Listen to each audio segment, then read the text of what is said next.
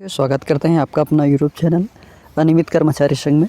साथियों, जब 2019 का जो 14 फरवरी 2019 की बात है, वहाँ पर जब कांग्रेस की सरकार बनी थी तो एक बार फिर से जानकारी मांगी थी। तो तब भी खुशी का माहौल था। कांग्रेस सरकार के चुनाव जीतने से पहले और चुनाव जीतने के बाद भी कांग्रेस सरकार की उम्मीद थी। और उसी उम्मीद में कांग्रेस सरकार को यहाँ पर विधानसभा में जिताने का मेन कारण था कि छत्तीसगढ़ कर्मचारियों के लिए होगा इस साल। तो इस प्रक्रिया को लेकर आज 4 साल गुजर गए और 4 साल में फिर से एक बार छत्तीसगढ़ सरकार ने विभागों से कर्मचारी की जानकारी मांगी है। तो कर्मचारी की जानकारी मांगने से फिर से एक बार उत्साहित हो गए हैं। कर्मचारियों की विश्वास फिर बढ़ गई है कि कांग्रेस सरकार बिल्कुल कुछ न कुछ करेगी। तो यहाँ पर जब चुनाव नहीं जीता था तो कांग्रेस की सरकार बनेगी, नियमित किए जाएंगे सभी नियमित कर्मचारी का एक बैनर बना था और बहुत सारे इसी संबंधित नारे भी लगाए जा रहे थे। तो इसी बीच में जब कांग्रेस सरकार ने जब चुनाव जीता तो उसने कहा कि हमारी मांगे है वो कर्मचारियों के लिए जो 90% पूरा कर दिया गया है, अब 10% और बचा है, उसको बचे 1 साल में करेंगे। तो 90% जो वादा को पूरा कर दिया है कांग्रेस सरकार। अब बाकी बचे जो 10% है, अब उसका पूरा करने में छत्तीसगढ़ सरकार ने जो विभागों से जानकारी मंगा ली है। तो विभागों से जानकारी मंगाने के बाद यहाँ पर ये बचता है कि जो कि सभी कर्मचारी हैं, सभी कर्मचारियों की संख्या लगभग देखा जाए तो चाहे प्लेसमेंट, ठेका, जाबदार, दैनिक वेतनभोगी, संविदा, अनियमित, सभी कर्मचारियों को लेकर अगर देखें अंशकालीन स्कूल सफाई कर्मचारी तो लगभग 2 से 3 लाख के करीब बन जाता है। तो यहाँ पर जब कांग्रेस सरकार ने विभागों से जानकारी मांगी थी तो केवल 45,000 की जानकारी आंकड़े शामिल नहीं हुए, जबकि वो तो सभी विभागों से जानकारी मांगी थी।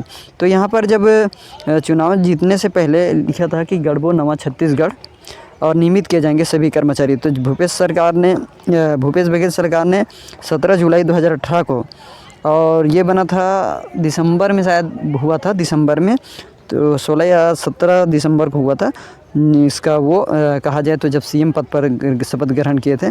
तो रमन सरकार के खिलाफ आक्रोश चरम पर है।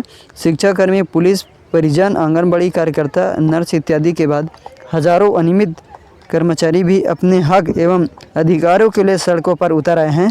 संघर्ष एवं हक की इस लड़ाई में कांग्रेस पार्टी अनियमित कर्मचारी के साथ है।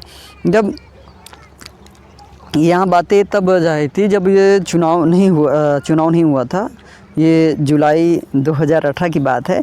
तो छत्तीसगढ़ सरकार ने, वर्तमान सरकार ने, जो पूर्ववत जो सरकार थी, भाजपा सरकार थी, उन पर ट्वीट किया था कि रमन सरकार के खिलाफ आक्रोश चरम पर है।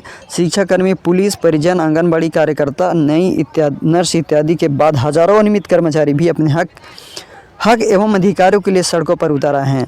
संघर्ष एवं हक की इस लड़ाई में कांग्रेस पार्टी अनियमित कर्मचारियों के साथ है। ये बहुत बड़ी बातें हैं। आज भाजपा सरकार कह रही है कि नियमितीकरण करने का एक छलावा है, और कुछ साल पहले जो हुआ था जब भाजपा की सरकार थी तब कांग्रेस सरकार ने की थी। तो ये केवल जानकारी मंगाई गई है, कर्मचारियों को उलझा रहा है, केवल उनको अपने बातों में फंसा रहा है, छलावा है। तो इस प्रकार से देखा जाए तो लगातार ऐसी सरकार की, आज कांग्रेस सरकार है, कल भाजपा सरकार आएगी।